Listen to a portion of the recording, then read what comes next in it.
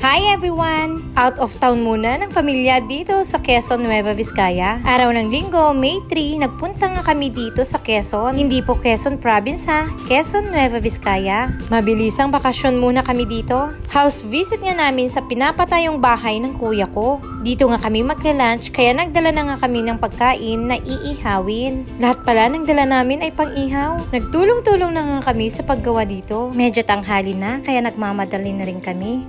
Share ko lang pala, ito pala yung bahay ng kuya ko na pinapatayo niya habang working siya sa Ireland. Unti-unti nabubuo na nga rin niya yung pangarap niya magkaroon ng sariling bahay. Investment na nga niya to, pati yung lupa. Sobrang laki na rin ang gastos niya dito. Pero di bale kapatid, malapit-lapit na nga to. Ang ganda nga ng paligid niya. Tingnan nyo naman to. Ang view mo mula sa bahay ay mga bundok. Lumabas pala kami saglit nito ni Kuya Allen at ni Ate Cheska. Sa bandang harap kasi ay may private resort. Gusto kasi mag-swimming ng mga bata kaya't i-check namin kung open sila. Sobrang init ng panahon, kaya gusto nga nilang mag-swimming. Ilang minuto nga lang yung lalakarin mula doon sa bahay hanggang dito sa resort. Pero pagdating namin dito ay nakasara. Kaya talagang sawi ngayon yung mga bata. Ito lang din pala yung highway papunta ng Solano. Kumbaga yung location ng bahay ng kuya ko ay sobrang lapit lang talaga. Di kagaya sa amin na talagang looban. Pagkatapos namin bumili ng soft drinks doon sa tindahan, bumalik na rin kami dito sa bahay. Alam nyo, feeling ko talaga para kami nag-out of town. Kahit saglitan lang naman kami dito.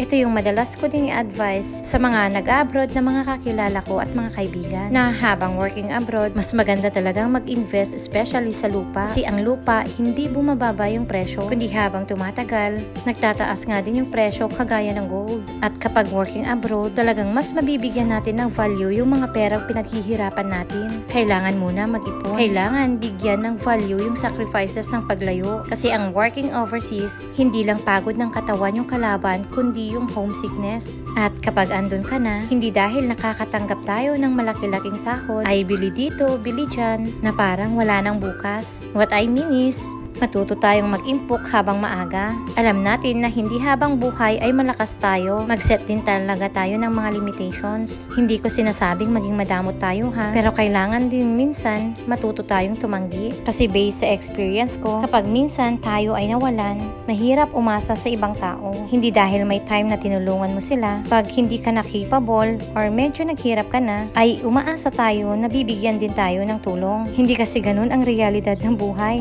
Kaya we have to learn from our previous mistakes. Lumabas pala ulit kami ng pamangkin ko para maghanap ng bilihan ng ice. Hindi pa kasi namin kabisado itong lugar, kaya't naghahanap muna kami ng mabibilhan. Nakikita ko nga itong lugar. Pag banda dito ka, ay pwede ka na rin pala magpatayo ng mga businesses like this. Gaya dito sa binilhan namin ng ice, may konting grocery at snack house sila. Pag medyo nagtagal pa at dumami na rin yung mga residents dito, talagang magbo-boom nga yung mga businesses dito. Especially pag nakatutok ka nga sa highway. Medyo marami na rin kasi yung nagta-travel banda dito kasi maraming tourist spots. Kaya sa tingin ko, medyo maganda-ganda nga yung location na to. Isa pa, maganda rin maging bakasyonan kasi as in, na-appreciate ko nga yung paligid niya. Mahilig kasi talaga ako sa nature.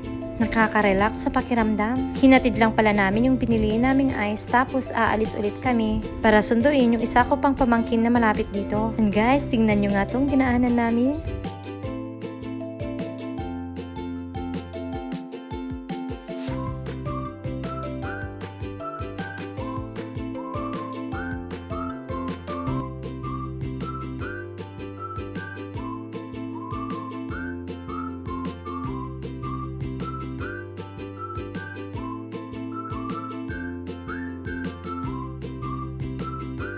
Super breathtaking view nga. Yung rice field, yung mga puno at bundok. At meron din pala ilog dito.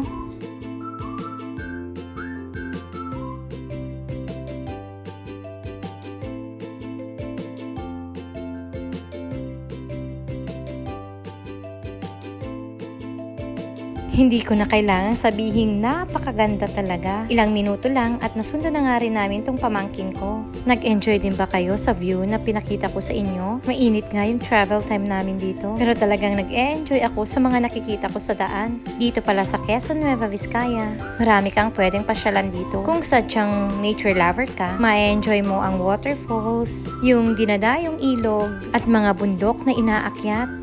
Pero alam nyo, kahit nga malapit ako dito, hindi ko pa rin talaga yun napapasyalan. But looking forward sa mga susunod na araw. Kasi gustong gusto ko talaga. Kahit saan ka magpunta dito sa Nueva Vizcaya, talagang maipagmamalaki nga namin yung kagandahan ng bawat bayan. Tara, road trip muna tayo.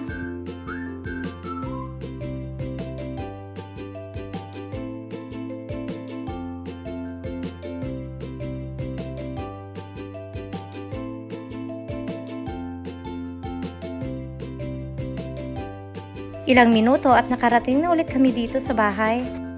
Sumalubong nga agad tong si Mimi. Muli, nagkita na naman sila ni Ate Rovi. Kapag itong mga batang to ang nagsama-sama, talagang ihanda mo yung tenga mo sa ingay. Kasi talagang sinusulit nila yung mga oras nila.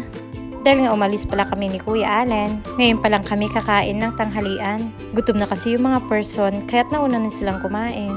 Ang sarap ngang magkamay, lalo't mga inihaw yung ulam namin ngayon. Homemade chicken inasal, inihaw na bangus, tahong, hotdog, pork chop, at inihaw ngang sili. Gutom na rin kami ng mga oras na to kasi anong oras na nga.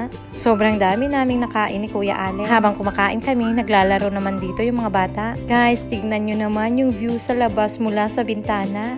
Dito nga lang pala kami tumambay. Para nga lang siyang painting, no? Tapos mula dito, sobrang presko nga yung hangin. Sa kuya ko, kung mapapanood mo nga tong video na to, ito na yung bahay mo. Konting kembot na lang, matatapos na rin. Konting-konti na lang at masasabi mo na, sa wakas, may bahay na rin ako. Nakakatuwa at nakaka-proud kasi inuuna mo nga yung kapakanan ng mga anak mo. Malayo pa, pero malayo-layo na. More ipon pa para sa future ng mga bata. Naghahanda na rin pala kaming umuwi kasi pahapon na. Naghakot na ulit kami ng gamit para umuwi. Tricycle at motor nga lang yung gamit naming sasakyan. Manifesting for bigger service, yung kasya na ang pamilya sa iisang sasakyan. O siya, paano hanggang dito na lang muna ulit. Maraming salamat sa panonood.